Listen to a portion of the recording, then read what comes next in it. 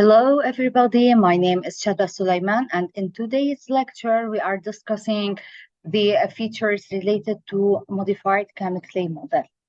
Before starting our discussion, let us discuss one important issue. Why you, as a geotechnical engineer or geotechnical engineering student, need to know about soil models? Because selecting the appropriate soil model will, of course, lead to the correct results in your design or in your analysis. Because let's go back to the definition. A soil model is a mathematical representation of how will your soil behave under different types of loading or different types of stresses. So how will the soil act? These parts, how will your model or your project will act? So then selecting the correct soil model, that means the correct parameters, the correct method of analysis will lead to a precise and realistic results. In contrary, if your selected model is not the suitable one for your case, then it will lead to the output of your analysis or of your numerical modeling will not be correct, or at least it's not precise as much as it is needed. And this is applicable to all types of numerical modelings and geotechnical engineering, whether you are working on slope stability analysis, on pile foundations design, shallow foundations design, with all types of retaining structures. This is applicable. So this lecture, please note that this lecture will be divided into two parts. In the first part, I will be discussing the history of the soil model. So we will start with the history. We will discuss the 6 parameters that are used in this model. In details, we will go in a brief about the basic assumption, and the most important issue in this lecture is what we call the critical state theory. The critical state theory is the core of the modified Kamek-Clay model. We will be discussing it in detail from A to Z. In the second part, so this will be the first part. You can see it in the first video lecture, and this is the second part. In the second part, we will go through the applications of this model in geotechnical engineering. What are the limitations of this model? And then we will finalize our lecture with a small conclusion. All the references that are used in this lecture are listed in details at the end of this presentation. So if you want to do a further reading about modified Kamek-Clay model, I advise you to use those references. Let's go. Starting with the history of the modified Kamek-Clay model. This model was first developed in 1950s in the United Kingdom. There was a group of 3 scientists working in the soil mechanics group, and they developed the first version of this model. Later on, in 1965, a professor called Berland proposed some modifications to this model, and then it leads to the establishment of the final version of the Kamek-Clay model that we know as modified Kamek-Clay model. What are the parameters that are used in this model? What do I mean by use? That means those parameters will be presenting in the mathematical relationships and formulas that are established within this model. 6 important parameters are involved, starting with the isotropic logarithmic index, which is symbolized as lambda, and it is also known as the compression index. Lambda represents the rate of the volume change, mainly the decrease in the void ratio for soil under isotropic compression. What do we mean by isotropic compression? Isotropic compression refers to the soil state where the soil is subjected to equal stresses in all directions. The stresses that are applied to this soil mass are equal in all directions, leading to a uniform compression. So there is no change in the shape. It also defines the slope of the normal compression line on a void ratio versus log of mean effective stress. What do I mean by the normal compression line? I will be discussing it later in this lecture in details. I will show you the graphs and the figures that are related to this model, which includes the normal compression line. But keep in mind that this lambda is the slope of this normal compression line. The second one is the swelling index. The swelling index is somehow similar to the isotropic logarithmic index, and it represents the rate of volume change. Also in terms of void ratio, however, now it is under unloading or reloading. So the isotropic logarithmic index, it is calculated during the primary consolidation. However, swelling index, it's calculated during the isotropic unloading or reloading. What do I mean by isotropic unloading or reloading? Isotropic is the same. So you are applying the stress to the soil mass in an equal manner in all directions. However, isotropic loading and reloading means that the soil is subjecting to equal stresses in all directions, either for the first time, that means we are loading, or after a prior reduction in the stress, which is reloading.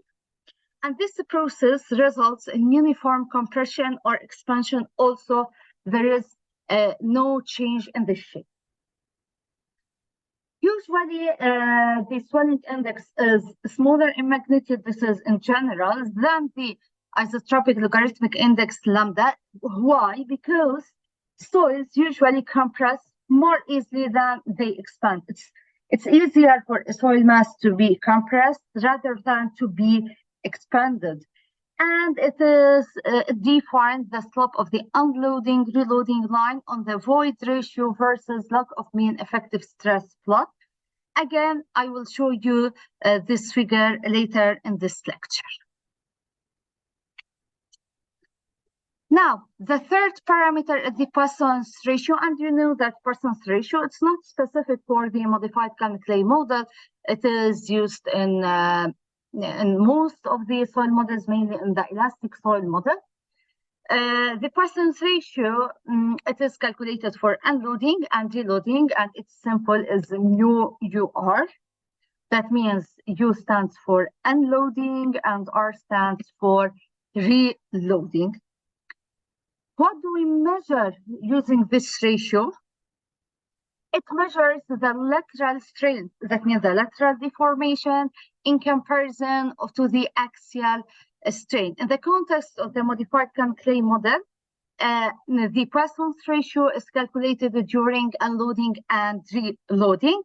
And why do we use it? We use it in order to determine the lateral deformation during unloading or reloading process. And in general, we assume that the Poisson's ratio is constant for a certain given soil mass. The fourth parameter is the friction constant M. It is an important parameter. Why? Because it is the critical parameter that defines the slope of the critical state line. What is the critical state line? We will discuss later on in this lecture. But remember that the critical state theory is the most important theory in the modified Cannes-Clay model. How do we calculate it? It is calculated in function of the effective friction action angle phi prime, which is M equals to 6 sine phi prime over 3 minus sine phi prime.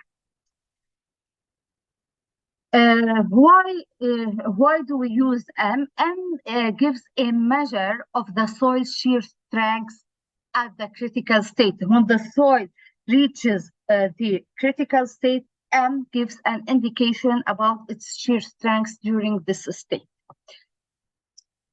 The fifth model is the pre-consolidation stress P prime C, which is also known as the pre-consolidation pressure. It is defined as the maximum past effective vertical stress to which a soil sample has been subjected. This is in the past, not now in our study or in our testing. It is essential because soils behave differently when loaded past this stress level. So you have to know that if the soil mass that you are working in is low, that means it's not loaded previously. This is totally different in comparison with another soil mass that exposes a certain type of loading before, such as consolidation, compression, or any type of loading. That's why this pressure or this stress P prime C, it is defined as pre-consolidation stress. That means in the past, before starting your study or your analysis or your testing, what is the maximum stress, effective vertical stress that this soil sample was subjected to? The last parameter in this model is the initial void ratio E0. It represents the ratio of the volume of voids to the volume of solids in a soil sample. Let's remind you that the voids are the spaces in the soil where there is no water, no particles, no solid particles. The initial void ratio, it is calculated at the initial state. What do we mean by the initial state? In this case, there's no loading or no shearing applied to this soil mass. So at T equals to 0, let's say at the origin of our study, before start applying our loads, we will calculate the void ratio, and in this case, it is called as the initial void ratio. Why do we use it? Because it provides a reference point for calculating the volume change under different loading conditions. So in this case, this EC value will act as a reference value for us when we start loading our soil mass, and then we will be calculating the void ratios in the upcoming stages. This value will stay as a reference for us. So let us summarize again. 6 parameters will be used in the modified Kamm-Clay model. The first one is the isotropic logarithmic index lambda. The second is the swelling index K. The third is the Poisson's ratio for loading and loading mu UR. The friction constant M, which is function of the effective friction angle. The pre-consolidation stress P prime C, and the last one is the initial void ratio E0. Now, after understanding each parameter, what it stands for, let's go to the most important part of this lecture, which is what do we mean by modified Kamm-Clay model? What is the basic assumption of this model? First of all, it is based on the